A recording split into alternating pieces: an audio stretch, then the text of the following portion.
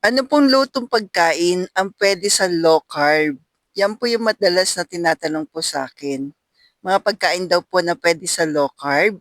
Halika po, samahan niyo po ako magluto sa ating Red Chef na non-stick. Mga 3 kilos ang kasya po dito. So, naglagay po tayo ng konting luya. Tapos, maglalagay din tayo ng sibuyas. Then, kamatis po. Then, naglagay na po ako ng asin. Halu-haluin lang po natin, nalulutuin natin maigi yung ating asin. Kamatis pala. Sorry naman. Sabay ka na. Kamatis po. Then, bawang.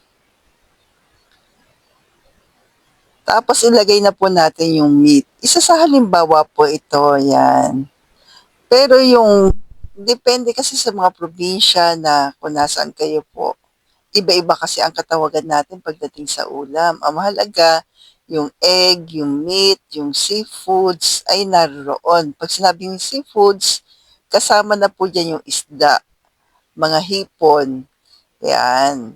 So, katulad nito, sa meat naman, sasangkutsa lang po natin. Pinakamaganda po pag nagluluto po tayo ay isasangkutsa po yung ating meat.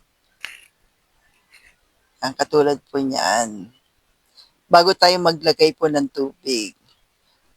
So, nakita niyo na po kung ano yung niluluto natin. Then, nag-add po ako ng lemon. Pinakuluan po natin ito ng 30 to 40 minutes para lumambot po yung ating meat.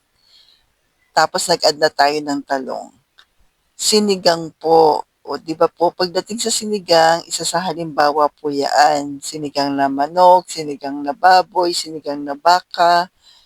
Yan, pwede na po yun. Tapos okra, kasi ulam lang po talaga si low carb.